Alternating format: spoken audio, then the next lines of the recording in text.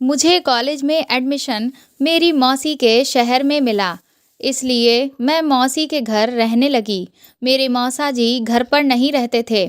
एक रात मुझे मौसी के कमरे में कुछ अजीब सी आवाज़ें सुनाई दीं, तो जब मैंने की होल से झाँका तो होश उड़ गए। मौसी एक जवान लड़के के साथ। मेरा नाम प्रगति है, मैं 18 साल की हूँ। मैंने जब कॉलेज में एडमिशन लेने के लिए अप्लाई किया, तो मुझे जो कॉलेज मिला था वह मेरी मौसी के शहर में था। इसलिए मेरे घर वालों ने मौसा जी से बात करके ये तय कर दिया कि मैं कॉलेज के हॉस्टल में नहीं रहूंगी, बल्कि अपनी मौसी के घर पर ही रहकर पढ़ाई करूंगी और वहीं से डेली कॉलेज जाया करूंगी। ये सुनकर मैं भी बहुत खुश थी, क्योंकि मेरी मौसी से बहुत अच्छी जमती थी। शुरू से ही हमारे बीच सहेलियों के जैसा व्यवहार था और अपनी मौसी से मिले हुए मुझे कुछ साल भी हो गए थे। हालांकि मौसा जी को लेकर मैं थोड़ा टेंशन में रहती थी, क्योंकि मेरे मौसा जी बहुत ही सख्त स्वभाव के थे, बहुत कम बात किया करते थे। इसलिए मैं अपनी मौसी से कहती भी थी कि आपने तो बिल्कुल अपने से उल्टा दूल्हा ढूंढ लिया है। आप जितना हंसती खिलखिलाती हैं, उतना ही मौसा जी हर वक्त मुंह में लड्डू दबाए रहते हैं। मेरी इस बात पर मौसी मुझे कुछ भी ना कहती, लेकिन मैं जानती थी कि मौसा जी के स्वभाव से मौसी भी खुश नहीं रहती हैं, क्योंकि मौसा जी अपना सारा समय सिर्फ अपने काम पर ही ध्यान लगाए रहते हैं। मौसा जी एक बहुत बड़े कारोबारी हैं। जब मौसी की उनसे शादी हुई थी, तो सभी लोग मौसी को बहुत किस्मत वाली कह रहे थे कि इतने अमीर परिवार में वह ब्याह कर जा रही हैं। मेरी मौसी का एक बेटा भी है, जो अभी 5 साल का है। उसका नाम रोहित है। कुछ ही समय के बाद मैं मौसी के घर पहुंच गई। मौसी का घर एक आलीशान बंगला था, जहां किसी भी चीज़ की कोई कमी नहीं थी। मेरे वहां पहुंचने के दूसरे दिन ही मौसा जी अपने काम के सिलसिले में कहीं बाहर चले गए। लेकिन मैंने एक चीज़ नोटिस की थी कि वैसे तो मौसी मुझसे मिलने के लिए बहुत बेताब रहती थी और मुझसे मिलकर बहुत खुश हो जाती थी, लेकिन इस बार न जाने क्यों ऐसा लगा कि जैसे मेरे उनके घर आने से उन्हें उतनी ज़्यादा खुशी नहीं हुई है। मैंने सोचा कि शायद मैं कुछ ज़्यादा ही सोच रही हूँ। मैंने जल्दी ही कॉलेज जाना शुरू कर दिया था। एक दिन मौसी रात को मेरे पास रोहित को लेकर आई और बोली कि क्या तुम आज इसे अपने कमरे में सुला लोगी? मैंने कहा, हाँ मौसी, मुझे कोई दिक्कत नहीं है। मौसी कहने लगी कि वह दरअसल आज मैं अपने कमरे की अलमारी ठीक करूँगी, और तुम्हें तो पता है कि मुझे कोई भी काम करते हुए गाने सुनने की आदत है, और अगर मैं गाने चलाऊंगी तो रोहित जाग जाएगा। बस इसीलिए आज इसे अपने कमरे में सुला लो। मैंने कहा कि आप परेशान मत होइए, मैं अच्छे से रोहित का ख्याल रखूंगी। उसके बाद मैं लेट कर सो गई, लेकिन आधी रात को मुझे प्यास लगी। जब मैंने उठकर जग का पानी गिलास में उड़ेला तो देखा कि जग में तो पानी ही नहीं था। इसलिए मैं किचन की तरफ पानी लेने जाने लगी। तभी मुझे मौसी के कमरे से कुछ अजीब तरह की आवाज़ें सुनाई दीं। मैं सोचने लगी कि मौसी इतनी रात को क्यों जाग रही हैं। मैं इस बात को नज़रअंदाज करके किचन में चली गई, लेकिन जब मैं लौट कर आई तब मुझे फिर से कुछ बहुत ही अजीब सी आवाज़ें आईं। मुझसे रहा नहीं गया। मैंने सोचा, एक तो मौसा जी भी नहीं है, कहीं ऐसा ना हो कि मौसी किसी परेशानी में हो। इसलिए सोचा एक बार उनसे पूछ लेती हूँ कि वह इतनी रात को क्यों जाग रही हैं। इसलिए मैं उनके दरवाजे के पास गई, लेकिन दरवाज़ा अंदर से बंद था, पर आवाज़ें अभी भी आ रही थीं। इसलिए मैं की होल से अंदर देखने लगी कि आखिर कमरे के अंदर हो क्या रहा है। लेकिन अंदर का नज़ारा देखकर तो मेरे होश ही उड़ गए। मुझे सब कुछ पूरी तरह से साफ तो नहीं दिख रहा था, लेकिन जो मैंने देखा उससे मेरे पसीने छूट गए। अंदर मुझे मौसी की खुली और फैली हुई टांगें दिख रही थीं, और कोई आदमी था जो उनके साथ उस तरह की अवस्था में था। ये सब देखते ही मैं तुरंत ही झटके से वहां से हट गई और घबराकर अपने कमरे में चली आई। मैं सोचने लगी कि मैंने बेकार ही मौसी के कमरे में झांक कर देखा। मुझे ऐसा नहीं करना चाहिए था, लेकिन मुझे क्या पता था कि मौसा जी वापस आ गए हैं। मुझे अंदर ही अंदर बहुत शर्मिंदगी महसूस हो रही थी, लेकिन फिर मैंने सोचा कि मैं इस बारे में कभी किसी को नहीं बताऊंगी कि मैंने ऐसा भी कुछ देखा था, क्योंकि किसी के भी निजी पलों को देखना बहुत ही गलत बात है। अगली सुबह मैं कॉलेज जाने के लिए तैयार होकर डाइनिंग टेबल पर नाश्ता करने पहुंची, तो मौसी पहले से ही वहां बैठी हुई थीं। थोड़ी देर नाश्ता करने के बाद मैंने मौसी से कहा कि क्या मौसा जी अभी भी सो रहे हैं? तो मौसी ने मेरी तरफ हैरान होकर देखा और बोली कि तुम्हारे मौसा जी तो अभी अपने काम से लौट कर आए ही नहीं हैं। मौसी की ये बात सुनकर मैं दंग रह गई। उसके बाद मेरी बोलती ही बंद हो गई। लेकिन मौसी ने कहा कि तुम्हें ऐसा क्यों लगा कि तुम्हारे मौसा जी वापस आ गए हैं? अब मैं उन्हें क्या जवाब देती कि मैंने कल रात क्या देखा था, जिसकी वजह से मेरे दिमाग में ये ख्याल आया। मैंने तुरंत ही बहाना बना दिया कि मैं तो बस ऐसे ही पूछ रही थी। मेरे मन में ख्याल आया कि शायद अब तक तो मौसा जी लौट आए होंगे, बस इसीलिए मुझे ऐसा लगा। उस वक्त मौसी ने मेरी बात मान ली और मैंने भी चैन की सांस ली। लेकिन अब तो मेरे दिमाग में हजारों सवाल चलने लगे थे कि अगर मौसा जी अभी तक लौट कर नहीं आए हैं, तो फिर मौसी के साथ उनके कमरे में आखिर वह आदमी कौन था? और वह दोनों उस तरह की चीज़ आखिर कैसे कर सकते हैं? मैं सोचने लगी कि क्या मौसी मौसा जी को धोखा दे रही हैं? फिर मैंने सोचा कि नहीं नहीं, मेरी मौसी ऐसा नहीं कर सकती हैं। लेकिन मैंने जो भी अपनी आंखों से देखा, उसे भी मैं झुठला नहीं सकती थी। फिर आखिर वह सब क्या था? अब तो मैं बहुत ज़्यादा घबरा रही थी कि आखिर ये सब हो क्या रहा है। धीरे धीरे इसी तरह से दिन बीतने लगे और मैं ना चाहकर भी मौसी की हर एक हरकत पर बहुत ज़्यादा ध्यान देने लगी थी। मैंने देखा था कि मौसी ज़्यादातर अपने फ़ोन में ही लगी रहती थीं और मौसा जी घर पर नहीं थे। लेकिन उसके बावजूद भी वो हर रोज़ खूब सस्ती संवरती थीं। एक बार जब मैं अचानक से मौसी के कमरे में पहुंच गई, तो वह किसी से वीडियो कॉल पर बात कर रही थीं। लेकिन मेरे कमरे में पहुंचते ही वह बुरी तरह से घबरा गईं और मुझे ऐसे दिखाने लगीं कि जैसे वह वीडियो कॉल पर बात नहीं कर रही थीं, बल्कि फ़ोन पर कुछ काम कर रही थीं। मुझे ये सब बहुत अजीब लगा, क्योंकि वीडियो कॉल पर बात करना कोई गुनाह नहीं है। लेकिन फिर मौसी मुझसे ये सब छुपा क्यों रही हैं? आखिर वह किससे बात कर रही हैं? समय बीत रहा था, लेकिन मेरे किसी भी सवाल का जवाब मुझे नहीं मिल रहा था। मौसा जी तो कई कई महीनों तक घर से बाहर ही बने रहते थे। मौसी एक अजीब काम ये भी करती थीं कि वह कुछ कुछ दिन छोड़कर रोहित को मेरे पास लिटाने के लिए आ जाती थीं और कोई ना कोई काम का बहाना बनाती थीं।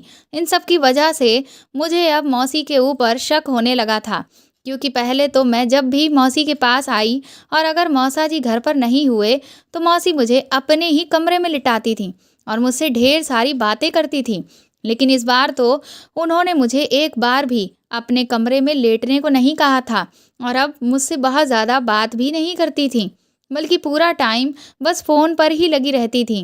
कुछ टाइम बाद मेरे कॉलेज के एग्ज़ाम हो गए और मेरी छुट्टियां शुरू हो गईं, तो मेरी माँ का फ़ोन आया और उन्होंने कहा कि वह लोग नानी के घर जा रहे हैं, इसलिए मैं और मौसी भी वहीं से नानी के घर पहुंच जाऊं।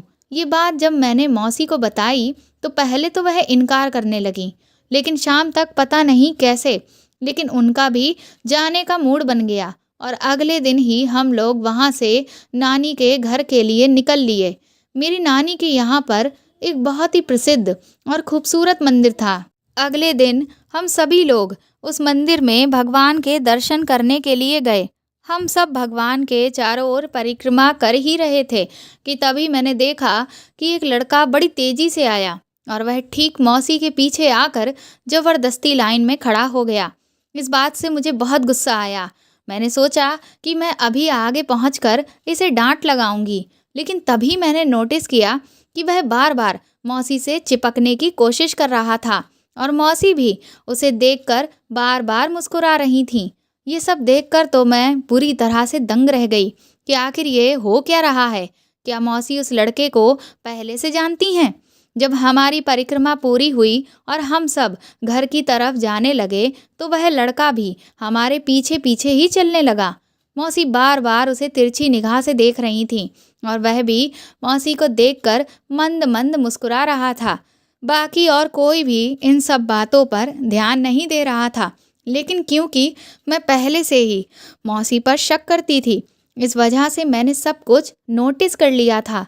2-3 दिन के बाद मेरी एक फ्रेंड का बर्थडे पड़ा और हम सब फ्रेंड्स ने ये तय किया कि हम कॉन्फ्रेंस पर कॉल लगाकर उसे एक साथ मिलकर विश करेंगे।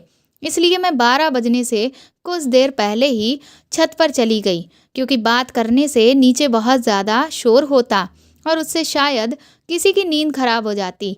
अपनी फ्रेंड को विश करने के बाद जब मैं नीचे उतरी तो मैंने देखा कि मेरे फ़ोन की बैटरी लो हो चुकी थी और मेरा चार्जर तो मौसी के पास था।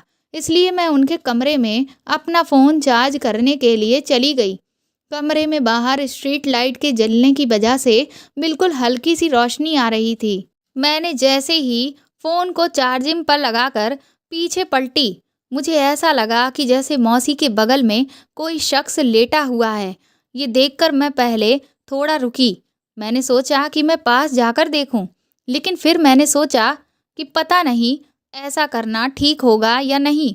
इसलिए मैं चुपके से कमरे से ऐसे बाहर चली आई जैसे मैंने कुछ भी नहीं देखा और बाहर सोफे के पीछे जाकर छुप गई। करीब 10 मिनट के बाद ही मौसी के कमरे से कोई आदमी बाहर निकला। ये देख मैं हक्का बक्का रह गई। इसका मतलब मेरा शक सही था कि मौसी के कमरे में कोई दूसरा आदमी भी था जो उनके साथ लेटा हुआ था। उस आदमी को देखते ही मैं तुरंत ही उसकी तरफ चिल्लाकर भागी, लेकिन वह भी बहुत ही फुर्ती से भागकर बाहर चला गया और बाहर खड़ी अपनी मोटरसाइकिल को स्टार्ट करके तुरंत ही वहां से भाग गया। मैं उसका चेहरा नहीं देख पाई। जब मैं पीछे पलटी तो मौसी भी घबराई हुई मेरे पीछे खड़ी हुई थी। मैंने मौसी से पूछा कि वह कौन था, तो वह अनजान बनते हुए हकलाते हुए मुझसे बोली कि कौन? तुम किसकी बात कर रही हो? मुझे तो कुछ नहीं पता। मैं तो तुम्हारी आवाज़ सुनकर बाहर आई। मैंने कहा कि अभी अभी आपके कमरे से एक आदमी बाहर निकलकर मोटरसाइकिल पर बैठकर गया। तो मौसी ने कहा कि मेरे कमरे में तो कोई नहीं था, सिर्फ मैं और रोहित ही थे। मैंने कहा कि ऐसा नहीं है, उस आदमी को मैंने आपके बगल में लेटे हुए देखा था। तो मौसी कहने लगी कि मेरा दिमाग खराब हो गया है, मुझे जागते हुए सपने आ रहे हैं। मैंने कहा मैं झूठ नहीं बोल रही हूँ, वह शख्स अभी अभी मेरे सामने से निकल कर गया। तो कहने लगी हो सकता है कोई चोर हो। अब मैं समझ चुकी थी कि मौसी से बहस करने का कोई मतलब नहीं है, क्योंकि अपनी बात को साबित करने के लिए मेरे पास कोई सबूत नहीं था। लेकिन मौसी के चेहरे का डर देखकर साफ पता चल रहा था कि मैं जो कुछ कह रही हूँ वह 100% सच था। लेकिन वह खुद को बचाने की पूरी कोशिश कर रही थी। इसलिए मैंने उनसे फिर कुछ भी नहीं कहा और चुपचाप अपने कमरे में चली गई। अगली सुबह जब मैं उठी तो मौसी बहुत ही घबराई हुई सी लग रही थी और ऐसा लग रहा था जैसे वह बार बार मुझसे बात करने की कोशिश कर रही हों और मुझे खुश करना चाहती हों। लेकिन मुझे अब अपनी मौसी पर बहुत ज़्यादा गुस्सा आ रहा था, क्योंकि वह मौसा जी को धोखा देकर ठीक नहीं कर रही थी। खैर, कुछ दिनों के बाद हम लोग वापस लौट आए। मैंने अपने कॉलेज जाना शुरू कर दिया था और मौसी पर ध्यान देना भी मैंने अब बंद कर दिया था। लेकिन फिर भी मैंने एक चीज़ नोटिस की थी कि जब से मौसी नानी के घर से लौटी थीं, तब से वह मुझे काफ़ी परेशान सी लग रही थीं। लेकिन अब मैं उनसे बहुत ज़्यादा बात नहीं करती थी, इसलिए मैंने उनसे उनकी परेशानी का कारण नहीं पूछा। फिर एक दिन बड़ी ही अजीब बात हुई। जिस लड़के को मैंने मंदिर में देखा था, उसी की मेरे पास फेसबुक पर फ्रेंड रिक्वेस्ट आई। मैं उसकी डीपी देखते ही पहली नज़र में उसे पहचान गई, लेकिन मैंने उसकी रिक्वेस्ट को एक्सेप्ट नहीं किया। अब मुझे लगने लगा था कि हो ना हो उस रात जिस आदमी को मैंने मौसी के कमरे से चोरों की तरह निकलते हुए देखा था, वह वही मंदिर वाला लड़का था। 2-3 दिन के बाद ही जब मैं कॉलेज से लौट के आई तो मेरे पास एक किसी अननोन नंबर से कॉल आया। उसने मुझसे कहा कि वह मौसी से यानी मधु से बात करना चाहता है। तो मैंने कहा कि आप कौन बोल रहे हैं? तो कहने लगा कि तुम अपनी मौसी को फ़ोन तो दो, वह खुद ब खुद मुझे पहचान जाएंगी। मुझे लगा कि होगा कोई मौसी के पहचान वाला, इसलिए मैंने जाकर मौसी को फ़ोन पकड़ा दिया। मौसी मुझसे कहने लगी कि तुम्हारे फ़ोन पर आखिर मेरा किसका फ़ोन आ गया? मैंने कहा मुझे नहीं पता। मैंने उससे कहा तो वह कहने लगा कि आप उसे पहचान जाएँगी। उसके बाद मौसी ने जैसे ही उस इंसान से बात करना शुरू किया, उनके चेहरे का रंग सफ़ेद हो गया। वह तुरंत ही घबरा कर मेरा फ़ोन लेकर अपने कमरे में चली गईं और दरवाजे को अंदर से बंद कर लिया। अब मुझे समझ ही नहीं आ रहा था कि आखिर ये इंसान कौन था, जिससे बात करते ही मौसी की हालत खराब हो गई। थोड़ी देर के बाद जब मौसी अपने कमरे से निकल कर आईं, तो बहुत ही डरी हुई लग रही थीं और मुझसे कहने लगी कि अभी जिस नंबर से तुम्हारे पास फ़ोन आया है, उसे अभी के अभी ब्लॉक कर दो। मैंने कहा कि लेकिन ये नंबर है किसका? तो कहने लगी कि तुमसे जितना कह रही हूँ, उतना ही करो, ज़्यादा सवाल जवाब मत करो। मौसी उस वक्त गुस्से में थीं, इसलिए मैंने उनकी बात मानते हुए उस नंबर को तुरंत ही ब्लॉक कर दिया। मुझे तो समझ ही नहीं आ रहा था कि आखिर मौसी ये सब कर क्या रही हैं? वह किन चक्करों में पड़ गई हैं? और ये लड़का कौन है? और इसके पास आखिर मेरा नंबर कहाँ से आ गया? लेकिन मुझे नहीं पता था कि अभी तक जो कुछ चल रहा है, वह तो कुछ भी नहीं। असली बिजली तो अब मेरे ऊपर आगे गिरने वाली थी। दरअसल उस दिन मेरा रिज़ल्ट आने वाला था और मुझे पूरा भरोसा था कि मैं बहुत अच्छे नंबरों से पास हो जाऊँगी। इसलिए मैंने किसी को भी अपने रिज़ल्ट के आने के बारे में नहीं बताया था, ताकि मैं सबको सरप्राइज़ कर सकूँ। जब मैं कॉलेज पहुँची, तो मुझे पता चला कि मैं फर्स्ट डिवीज़न से पास हुई हूँ। इसलिए मैं खुशी के मारे मिठाई लेकर उस दिन कॉलेज से जल्दी घर आ गई और भागती हुई सीधा मौसी के कमरे में जा पहुँची। लेकिन अंदर जो नज़ारा मैंने देखा, उसने तो मेरे पैरों के नीचे की ज़मीन ही निकाल दी। मैंने देखा कि मौसी बेड पर बैठी हुई थीं और उनके हाथों में ढेर सारी गोलियां थीं, जिन्हें उन्होंने एक साथ अपने मुंह में डाल लिया और पानी का घूंट भरकर उन्हें खाने ही वाली थीं कि मैं तुरंत ही आगे बढ़ी और मैंने उन्हें कस के धक्का दिया और उनका मुंह पकड़कर उनके मुंह से सारी गोलियों को ज़बरदस्ती निकलवाया। इस सब ने तो मेरी जान निकाल कर ही रख दी थी।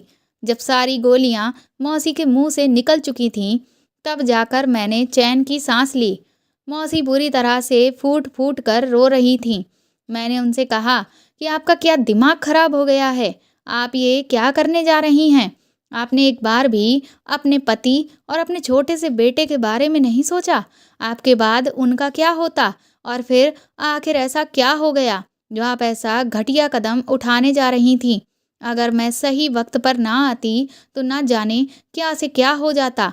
मेरी बात सुनकर मौसी और तेज़-तेज़ रोने लगीं और उन्होंने मुझे गले से लगा लिया और कहने लगीं, नंदिनी, मुझे माफ़ कर दो, लेकिन मैं क्या करूं? मैं मजबूर हूं। मैं एक ऐसे चक्रव्यूह में फंस चुकी हूं जिससे निकल पाना अब मेरे बस में नहीं है। मेरे पास अब इसके सिवाय कोई रास्ता नहीं बचा था।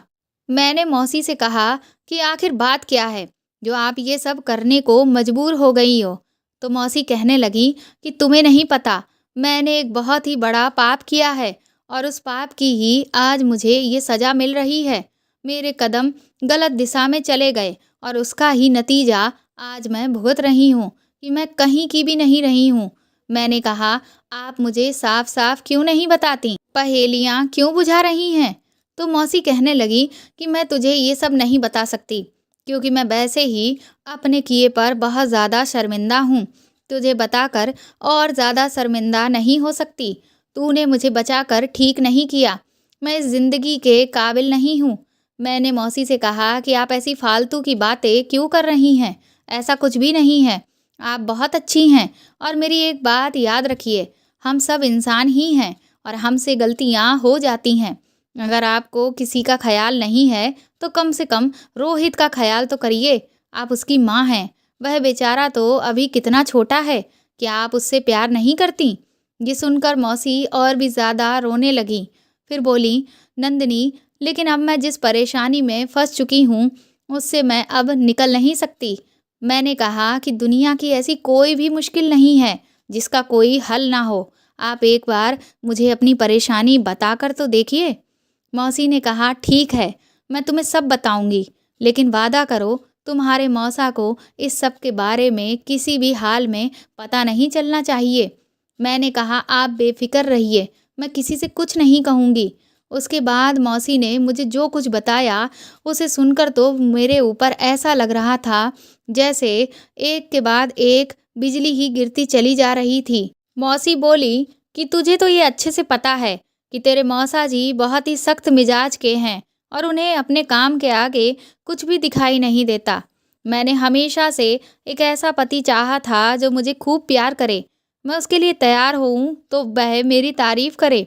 लेकिन तेरे मौसा जी ने शादी के बाद कभी भी मुझ पर ध्यान ही नहीं दिया।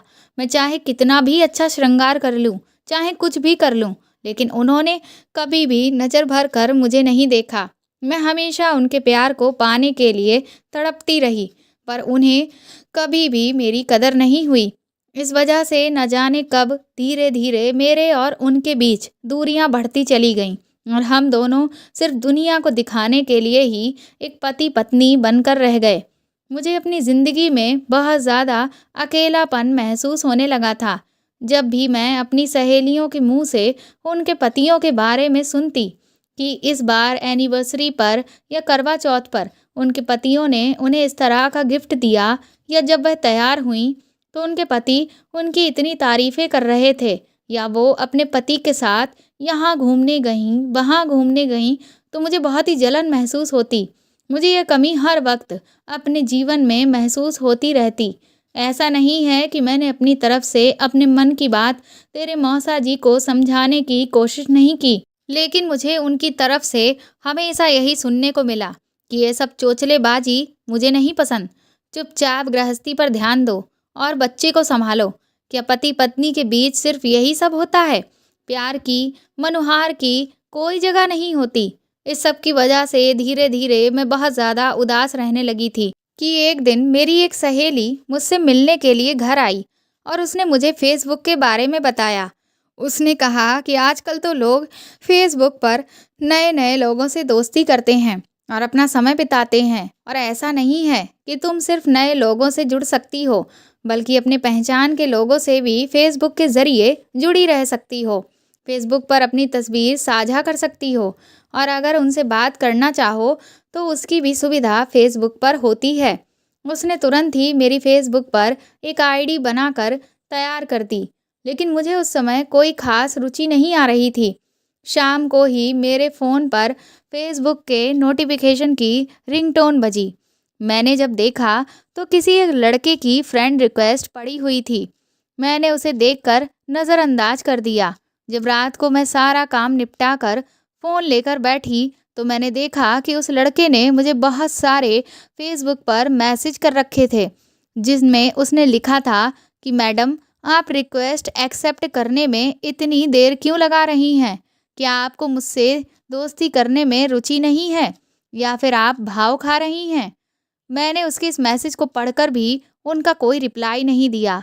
अगले दिन दोपहर को मेरे फ़ोन में जब बहुत सारे नोटिफिकेशन आए तो मैंने फेसबुक को ओपन करके देखा तो उसी लड़के ने मुझे मैसेज कर रखे थे। उसने लिखा था कि अच्छी बात है जो आप मेरी रिक्वेस्ट एक्सेप्ट करने में इतना समय लगा रही हैं।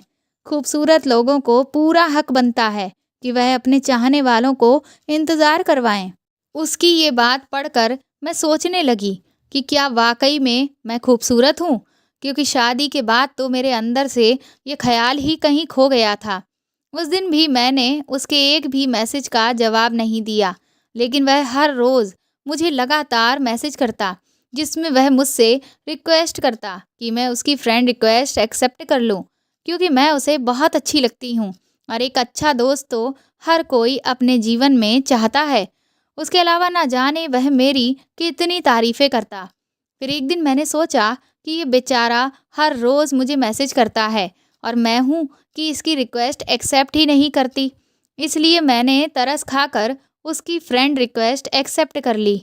उसका नाम गौरव था। शुरुआत में तो हमारे बीच सिर्फ नॉर्मल ही बातचीत हुई। वह अक्सर मेरी हर बात में तारीफ़ करता और मुझसे कहता कि मैं दिखने में बहुत ही सुंदर हूँ।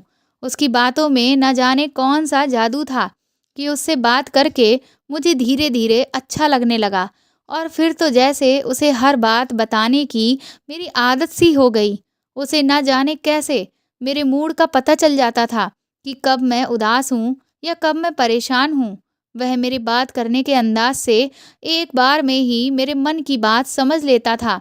ये देखकर मैं बहुत हैरान रह जाती थी कि मेरी परेशानी जो मेरे पति सामने हैं, उनको तक नहीं दिख रही। लेकिन ये लड़का जो मुझसे इतनी दूर बैठा हुआ है, मेरे सिर्फ बात करने के अंदाज से ही मेरे मन के सारे हाल बयां कर देता है। अगर कभी मुझे चोट लग जाती तो तुम्हारे मौसा जी को तो मेरे किसी भी दर्द या तकलीफ से कोई फर्क नहीं पड़ता था। लेकिन अगर मैं उसे अपनी तकलीफ के बारे में बताती तो वह बेहाल हो जाता और मुझे बार बार खुद का ख्याल रखने के लिए कहता। इसी बीच करवा चौथ पड़ा और मैं तुम्हारे मौसा जी के लिए बहुत अच्छे से तैयार हुई। लेकिन तुम्हारे मौसा जी से कहने के बावजूद भी वह उस दिन अपने ऑफिस से जल्दी लौट कर नहीं आए। मैं भूखी प्यासी उदास बैठी उनका इंतज़ार कर रही थी कि इसी बीच उस लड़के का फेसबुक पर वीडियो कॉल आने लगा। मैंने वीडियो कॉल उठाई तो वह खुश होकर मुझसे बोला कि मैं आपको एक बार देखना चाहता था, बस इसीलिए मैंने आपको कॉल किया। मैं जानता हूँ कि इस वक्त आप बिज़ी होंगी, लेकिन क्या करूँ, मैं अपने मन को समझा ही नहीं पा रहा था। मैंने उससे कहा कि नहीं, मैं इस वक्त बिज़ी नहीं हूँ। तो कहने लगा, और सर ने आपको करवा चौथ पर क्या गिफ्ट दिया है? उसकी ये बात सुनकर जैसे मेरे दिल में दबा हुआ दर्द मेरी आंखों से बहने लगा। वह मुझे रोता हुआ देखकर बुरी तरह से परेशान हो गया और पूछने लगा कि आखिर बात क्या है। तो मैंने उसे सब कुछ बता दिया कि मैं भूखी प्यासी इनका इंतज़ार कर रही हूँ, लेकिन ये अभी तक नहीं आए। ये सुनकर वह नाराज़ होने लगा कि सर को आपकी बिल्कुल कदर ही नहीं है। न जाने कैसे इंसान है वह। मेरी बीवी अगर इतनी सुंदर होती तो मैं तो उसे पलकों पर बिठा कर रखता, लेकिन सर है कि आप पर बिल्कुल ध्यान ही नहीं देते। कम से कम आज के दिन तो उन्हें आपका ख्याल होना चाहिए। आप ना जाने कब से भूखी प्यासी बैठी हैं।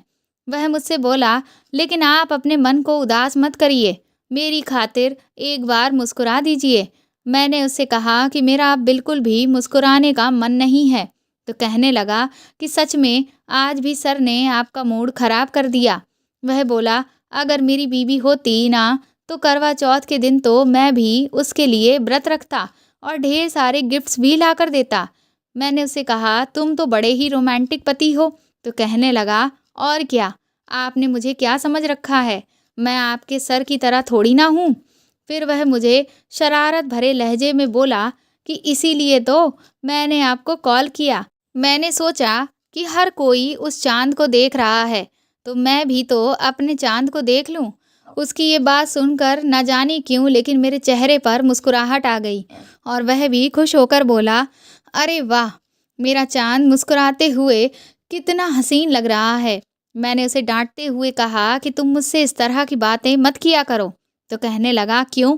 क्या आपको मेरी ये बातें अच्छी नहीं लगतीं? मैंने कहा, हाँ, क्योंकि तुम मुझसे बहुत छोटे हो। तो कहने लगा कि छोटा-बड़ा क्या होता है?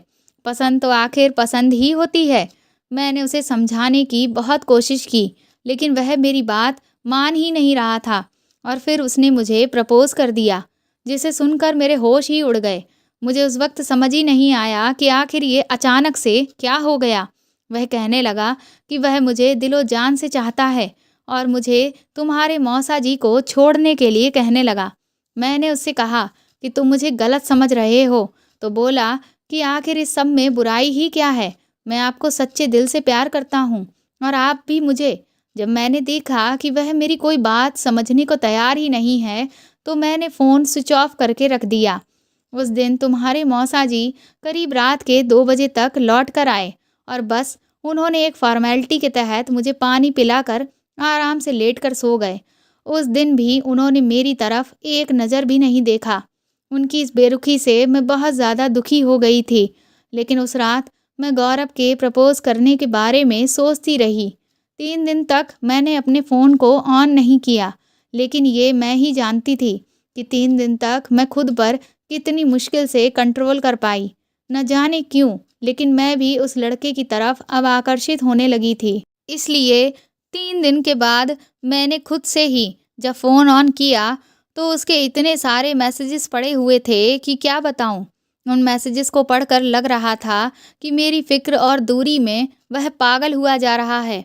मेरे लिए कोई इस हद तक दीवाना हो सकता है, मैंने कभी सोचा भी नहीं था। ये देखकर मुझे बहुत ही खुशी महसूस होने लगी। थोड़ी ही देर के बाद उसका मेरे पास मैसेज आया कि थैंक गॉड आपने अपना फ़ोन ऑन कर लिया, वरना मुझे तो लगा कि मैं शायद आपके इंतज़ार में ही मर जाऊँगा। मैंने उससे कहा कि तुम ऐसी बातें क्यों कर रहे हो?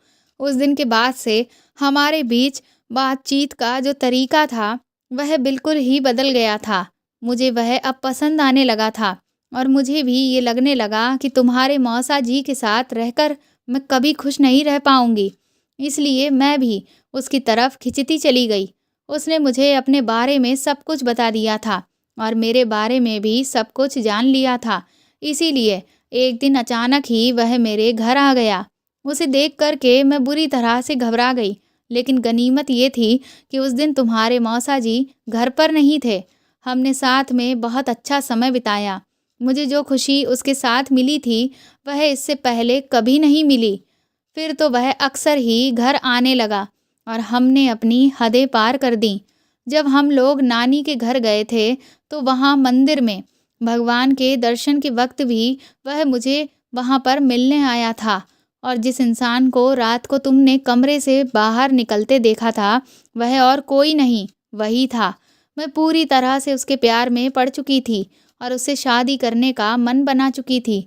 लेकिन मुझे नहीं पता था कि वह एक बहुत बड़ा धोखेबाज है। इस सब के बीच वह मुझसे थोड़े बहुत पैसे भी लेता रहता था। मैं भी उसके प्यार में थी, इसलिए कभी उससे कोई सवाल नहीं किया। लेकिन जब मैं तुम्हारी नानी के घर से लौट के आई, तो उसने मेरे सामने जो शर्त रख दी, उसे सुनकर तो मैं दंग रह गई। मैंने मौसी से कहा कि आखिर उसने ऐसी कौन-सी शर्त रख दी? तो मौसी ने कहा कि अब वह जो कुछ अभी तक मेरे साथ करता आया था, वही सब तुम्हारे साथ करना चाहता है। ये सुनकर तो मेरे होश ही उड़ गए। मौसी ने कहा कि मैंने जब उसे खरी-खोटी सुनाई और उससे कहा कि आज के बाद वह मुझे फ़ोन ना करे, तो उसने ना जाने कहाँ से तुम्हारा नंबर निकाल लिया और तुम्हारे फ़ोन पर फ़ोन कर दिया। मुझे लगा था कि मैं अपना फ़ोन अगर स्विच ऑफ रखूँगी, तो मेरा उससे पीछा छूट जाएगा, लेकिन मैं गलत थी। उसने मुझसे कहा है कि अगर मैंने तुम्हें उसके पास नहीं भेजा, तो वह मेरी और उसकी अभी तक जो भी बातें हुई हैं और जो वीडियो कॉल्स हुए हैं, उन सब की रिकॉर्डिंग उसके पास है और वह उन्हें मेरे पति को दिखा देगा। इसीलिए मैं तुमसे कह रही थी कि मेरे पास अब कोई भी रास्ता नहीं बचा है, सिवाय खुद को ख़त्म कर लेने के, क्योंकि मैं तुम्हें इस दलदल में नहीं धकेल सकती। लेकिन अगर मैं ऐसा नहीं करती हूँ, तो वह मेरी बसी-बसाई गृहस्थी को उजाड़ देगा। मैंने उसकी चिकनी-चुपड़ी बातों में आकर खुद ही अपने पैरों पर कुल्हाड़ी मार ली और सब कुछ बर्बाद कर लिया। मौसी की बात सुनकर मैंने उनसे कहा कि आप फ़िक्र मत करिए, हमें ठंडे दिमाग से सोचने की ज़रूरत है। कुछ देर तक सोचने के बाद मैंने मौसी से पूछा कि जिस तरह से उसे आपका एड्रेस पता है, इस तरह से क्या आपको भी उसका एड्रेस पता है? तो मौसी ने कहा कि हाँ, उसने मुझे अपना पता बताया था। मैंने कहा तो फिर ठीक है, हम दोनों कल सुबह ही उसके घर के लिए निकलेंगे। जब उसकी सारी हरकतें उसके घरवालों के सामने खुलकर आएँगी, तब तो उसे अपनी करतूत से पीछे हटना ही होगा। मेरी बात सुनकर मौसी बहुत खुश हो गईं और उन्होंने मुझे गले से लगा लिया। अगले दिन ही मैं और मौसी गौरव के घर पर पहुंच चुके थे, लेकिन वहां जाकर जो हमें पता चला, उससे तो हमें ऐसा लगा जैसे हमारे सारे रास्ते बंद हो गए हैं। गौरव के पापा ने बताया कि उन्होंने कुछ साल पहले अपने बेटे से सारे रिश्ते खत्म कर दिए, क्योंकि उसकी हरकतें बहुत ही गिरती चली जा रही थीं। वह ना जाने कितनी औरतों को अपने प्यार के जाल में फंसाकर उनसे पैसे ऐंठता था, जिसकी वजह से कई औरतों ने उस पर पुलिस केस दर्ज करवा दिए थे, जिससे हमारी बहुत बदनामी हो रही थी और हम लोग भी उसकी इन सब हरकतों से तंग आ चुके थे। अब वह 3 साल से कहाँ है, हमें नहीं पता। ये सब सुनकर तो हम निराश होकर वापस घर लौट आए। इसके बाद शाम को उस लड़के का एक बार फिर से मौसी को फ़ोन आने लगा और वह अपनी वही मांग मौसी के सामने रखने लगा। मौसी बेचारी उसके सामने फूट-फूट कर रोने लगीं और गिड़गिड़ाने लगीं कि वह उन्हें छोड़ दे, लेकिन वह था कि मानने को तैयार ही नहीं था। मैंने मौसी से कहा कि आप उससे कह दीजिए कि हम उसकी ये मांग पूरी करने के लिए तैयार हैं। मौसी हक्की-बक्की होकर मेरी तरफ देख रही थीं। उन्होंने कहा कि क्या तुम पागल हो गई हो? मैंने मौसी के हाथ से फ़ोन छीन लिया और मैंने कहा कि तुम जगह बताओ कि मुझे कहाँ आना है, मैं वहीं पहुँच जाऊँगी। उसने मुझे पहुँचने वाली जगह का नाम और समय बता दिया और खुश होकर फ़ोन को रख दिया। मौसी हैरानगी से मेरा चेहरा देख रही थीं। उन्होंने कहा कि क्या तुम पागल हो गई हो? मैं तो अपनी ज़िंदगी बर्बाद कर ही चुकी हूँ। तुम भी अपनी ज़िंदगी को बर्बाद करने पर क्यों तुली हुई हो? मैंने कहा कि अब हमारे सामने कोई भी रास्ता नहीं है। अगले दिन मैं तैयार होकर गौरव की बताई हुई जगह पर जाने लगी, तो मौसी ने कहा कि मैं तुम्हें नहीं जाने दूँगी। मैंने उनसे कहा कि अब इस सब को ख़त्म करने का वक़्त आ चुका है। मौसी को मेरी कोई बात समझ ही नहीं आ रही थी। ऐसा लग रहा था कि जैसे उनकी दिमागी हालत ख़राब सी हो गई हो। मैंने उन्हें समझाया, तो वह कहने लगी कि ठीक है, लेकिन मैं तुम्हारे साथ ही चलूँगी। उसके बाद मैं और मौसी उसकी बताई हुई जगह पर पहुँच गए। वह जगह कोई बंद फैक्ट्री थी, जो किसी वीरान जगह पर बनी हुई थी। जब उस लड़के ने मुझे और मौसी को साथ में देखा, तो उसने मौसी से कहा कि अभी उसे सिर्फ़ मुझसे काम है, इसीलिए मौसी वहाँ से चली जाएँ। लेकिन मौसी ने वहाँ से जाने से साफ इनकार कर दिया। तभी उसने मौसी को धमकाते हुए कहा कि अगर उन्होंने उसकी बात नहीं मानी, तो वह अभी के अभी उसके और मौसी के बीच की सारी चीज़ों के बारे में मौसा जी को बता देगा। ये सुनकर एक बार मौसी फिर से घबरा गईं और वहाँ से जाने लगीं। तभी वह मेरे साथ अपने इरादों को पूरा करने के लिए हावी होने लगा। मैंने उसके गाल पर खींचकर एक तमाचा मारा, तो वह बुरी तरह से बौखला गया और मेरे साथ ज़बरदस्ती करने लगा कि तभी वहाँ पर पीछे से पुलिस आ गई। पुलिस को देखकर वह बुरी तरह से हड़बड़ा गया। मौसी भी हैरानगी से सब कुछ देख रही थीं। थोड़ी ही देर में पुलिस गौरव को पकड़कर अपने साथ ले गई। मेरी फ्रेंड रागिनी और रोहन भी पुलिस के साथ आए हुए थे। मौसी को कुछ भी समझ नहीं आ रहा था, तो मैंने मौसी को बताया। दरअसल मेरे फ्रेंड रोहन के भैया इस शहर के एसपी हैं। जब मुझे कोई भी रास्ता नज़र नहीं आ रहा था, तो मैंने रोहन से मदद लेने की सोची। इसीलिए मैंने उसे सब कुछ बता दिया। इसके बाद रोहन ने अपने भाई को इन सारी बातों के बारे में बताया, तो उन्होंने कहा कि अगर हम गौरव को रंगे हाथों पकड़ेंगे, तो उस पर केस काफ़ी मजबूती से बना सकते हैं, जिससे उसे अच्छी खासी सज़ा दिलवाई जा सकती है। इससे पहले कि जो भी करतूत उसने की है, उसमें वह इसीलिए छूट जाता था क्योंकि उसके खिलाफ कोई ठोस सबूत ना मिलने की वजह से उसे कभी भी खास सज़ा नहीं मिली, जिसकी वजह से उसके इरादे मजबूत होते चले गए। लेकिन इस बार अगर हम उसे रंगे हाथों पकड़ लेंगे, तो उसे कड़ी से कड़ी सज़ा दिलवा सकते हैं, जिससे उसे सबक मिलेगा। बस इसी वजह से मैंने गौरव की सारी शर्तें मंजूर कर ली थीं। इसके बाद मैं और मौसी घर लौट आए। शाम को रोहन ने मुझे फ़ोन करके बताया कि गौरव के पास मेरी मौसी के खिलाफ जो भी सबूत थे, वह सारे उसके भाई ने मिटा दिए हैं, इसलिए अब उन्हें डरने की कोई ज़रूरत नहीं है। मैंने ये सारी बातें मौसी को बता दी, तो उनके दिल पर रखा हुआ एक बहुत बड़ा बोझ हल्का हो गया। उन्होंने मुझे गले लगाकर कई बार शुक्रिया बोला। उस दिन के बाद से सब कुछ ठीक हो गया, लेकिन मौसी अब बहुत ज़्यादा उदास रहने लगी थीं, क्योंकि वह खुद को अपराध बोध से मुक्त ही नहीं कर पा रही थीं।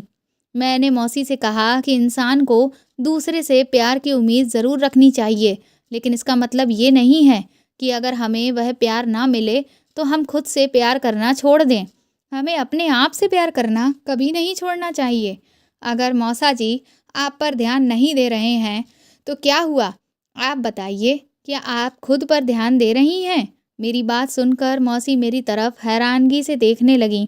मैंने कहा कि आपने अपने आप को सिर्फ घर के कामों में और रोहित को संभालने में ही व्यस्त कर रखा है, जिससे फ्री होने के बाद आपको अकेलापन महसूस होता है। लेकिन आप वह क्यों नहीं करती जो आपको पसंद है? मैंने मौसी से कहा कि शादी से पहले आप कितनी अच्छी-अच्छी ड्रेसेस सिलकर मुझे भेजती थीं। वह सब देखने में कितनी सुंदर लगती थीं। आप दोबारा से सिलाई कढ़ाई का काम शुरू क्यों नहीं करती? मेरी बात सुनकर मौसी को हौसला मिला और उन्होंने थोड़े से पैसे लगाकर एक छोटा सा बुटीक खोल लिया, जिसमें मैंने भी उनकी मदद की। कुछ ही दिनों में उनके हाथों की बनी हुई खूबसूरत पोशाकें शहर के लोगों को बहुत ज़्यादा पसंद आने लगीं। जब मौसी अपने खुद के पैसे कमाने लगी, तो उनके चेहरे पर जो आत्मविश्वास की चमक थी, वह देखने के काबिल थी। उसके बाद मैंने मौसी से कहा कि आप अपने इस हुनर को सिर्फ एक शहर तक क्यों रखना चाहती हैं? आप अपने हुनर की वीडियो बनाकर यूट्यूब पर डालिए, फिर देखिए लोग आपके काम को कितना सराहेंगे। सोशल मीडिया के एक नए प्लेटफॉर्म का नाम सुनकर मौसी बुरी तरह से घबरा गईं और मुझसे कहने लगी कि अब मुझे सोशल मीडिया से बहुत ज़्यादा डर लगने लगा है, क्योंकि उसकी वजह से मैं कितनी बड़ी मुसीबत में फंस चुकी हूँ। इसलिए अब मैं उस सब में दोबारा नहीं पड़ना चाहती। मैंने कहा कि सोशल मीडिया एक बहुत अच्छे प्लेटफॉर्म्स हैं, लेकिन उसको इस्तेमाल करना हमारे ऊपर है। अगर हम उसे सही तरह से इस्तेमाल करेंगे तो वह हमें हमेशा फ़ायदा ही पहुंचाएगा, नुकसान नहीं।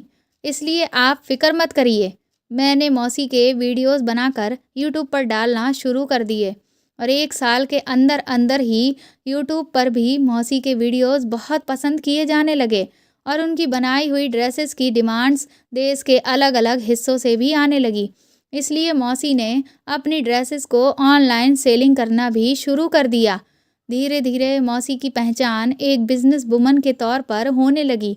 ये देखकर मौसा जी को भी बहुत खुशी होने लगी और उनका व्यवहार भी मौसी के प्रति बदलने लगा। धीरे धीरे मौसा जी और मौसी के बीच में सब कुछ बहुत अच्छा हो गया। आज मौसी अपने करियर में भी मुकाम पर हैं और अपनी पर्सनल लाइफ में भी बहुत खुश हैं। तो दोस्तों, आपको मेरे द्वारा लिखी हुई ये कहानी कैसी लगी हमें कमेंट करके ज़रूर बताएं और प्लीज़ मेरे चैनल को सपोर्ट करें। इस कहानी को ज़्यादा से ज़्यादा शेयर और लाइक करें। साथ ही अगर आप चाहें तो मुझे सुपर थैंक्स भी दे सकते हैं और अगर आप मेरे चैनल पर नए हैं तो सब्सक्राइब करके बेल आइकन ज़रूर दबा दें, ताकि आगे भी मैं आपको ऐसी ही अच्छी कहानियाँ सुनाती रहूँ। Thank you.